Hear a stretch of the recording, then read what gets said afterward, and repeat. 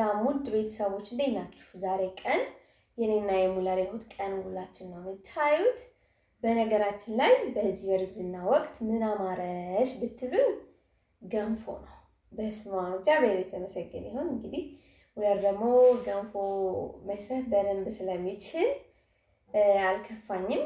ነገር ግን ብዙዎች ስሰማ ከአሁኑ ገንፎ መብላት ካበዛሽ ስትወልጂ አይበላሽም ብሎ ያስፈራሩኛል እና እናንተ ምን ትላላችሁ? እስኪ ኮሜንት ስር ጻፉልኝ በእናታችሁ። እና ለማንኛውም ይሄንን ቪዲዮ ስትጀምሩ ላይክ ማድረጋችሁን እንዳይረሳ፣ ቤተሰብ ያልሆናችሁ ደግሞ ሰብስክራይብ በማድረግ ቤተሰብ ሁኑ ቤተሰቦቼ።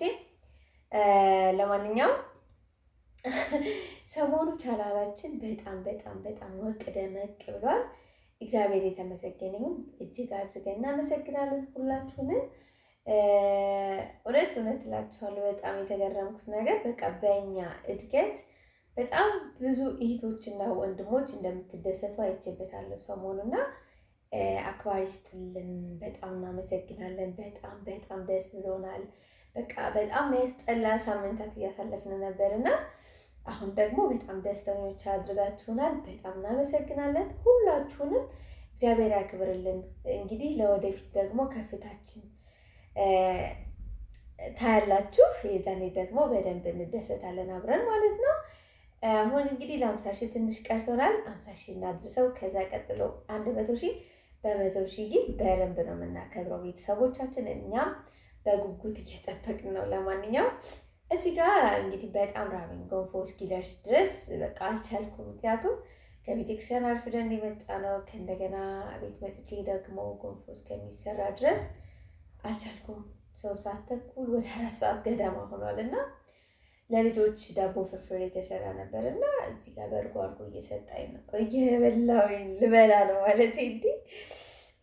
ለማንኛውም ፋታ ነው አይደል የሚባለው?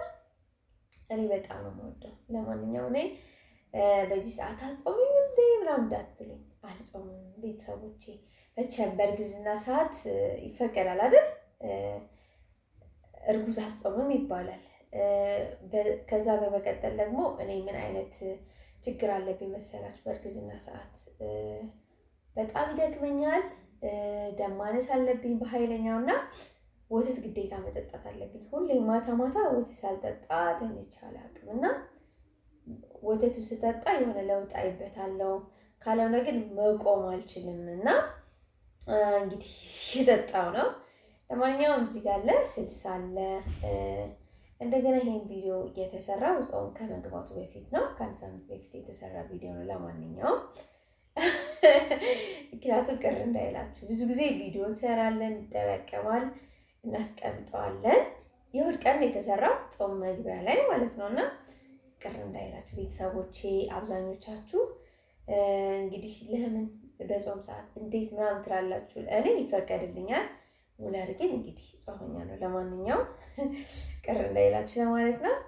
ባይዘወይ ማለት ነው አዳላሽ እንዳትሉኝ እንጂ ይገርማችኋል። ሙለር የሰራው ምግብ ነው በጣም ተመችቶኝ በበላው ሁሉ ነገር ከራሴ በላይ በቃ እሱ የሰራልኝ ምግብ ነው የሚመቸኝና በቃ እውነቴን ነው የምላችሁ። እየቀበጥኩ ነው ምንድን ነው አይገባኝም። ብቻ ግን እሱ ሲሰራልኝ በጣም ደስተኛ ሁኜ ነው የምበላው። በቃ በንጽህና ነው የሚሰራው። በጣም ተጠንቅቆ ነው የሚሰራው ምናምን መጠኑ ምኑ ሁሉ ነገር እግዚአብሔርን ነው የምላችሁ ፐርፌክት አድርጎ ስለሚሰራ ማለት ነው።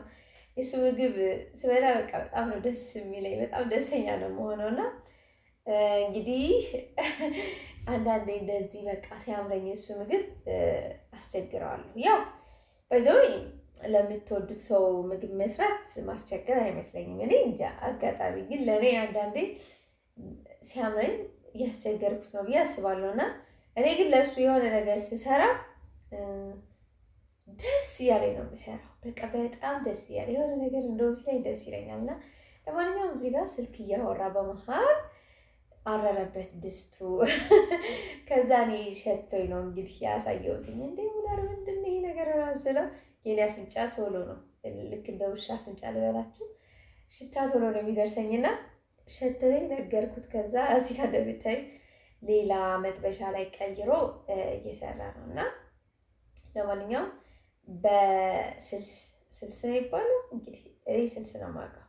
ቆሊቲም ይባላል አይደል? ምንድን ነው የሚባለው? እናንተ እንደው የምትችሉት እና በእርጎ በጣም ነው የሚጥመው። ገንፎ ቅመሱት። ለማንኛውም ስልሱ ስትሰሩት በደንብ ማቁላላት ይኖርባችኋል። ማለት ብስል ያለ መሆን አለበት፣ ካልሆነ አይጥምም። እዩት እዚህ ጋር በስመ አብ እንዴት እንደሚያምር! እንደዚህ አይታችሁት ራሱ ያምራል አይደል? ማርያምን በጣም ይጥም ገንፎ ነው።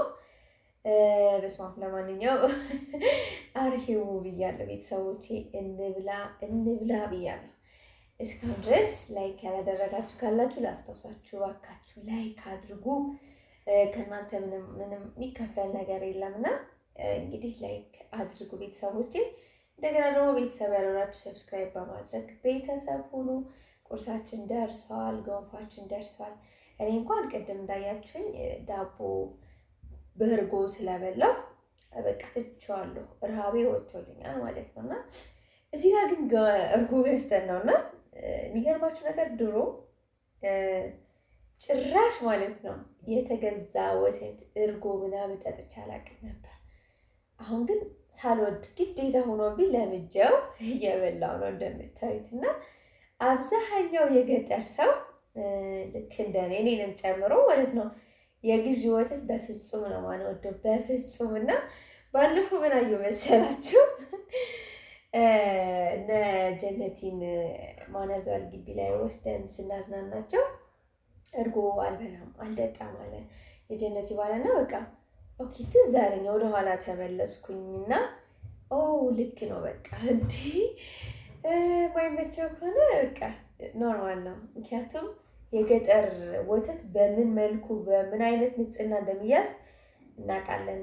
ሳይታጠን አይጠጣም ምናምን፣ ሽታው በጣም ነው የሚያምረው የሚጥመው። እና ከዛ ወጥታችሁ የከተማ ግዥ ወተት እንደው ይቅርታ አድርጉልኝና ድሮ የላም ወተት ነው ምናምን ብዬ ራሱ ጠረጠር ነበር። እና አሁን ግን እንግዲህ ግዴታ ሆኖብኝ ለምጃለሁ። ለማንኛውም ቤተሰቦች እንዴት አድርገን እንደበላ ነው እያያችሁት ነው።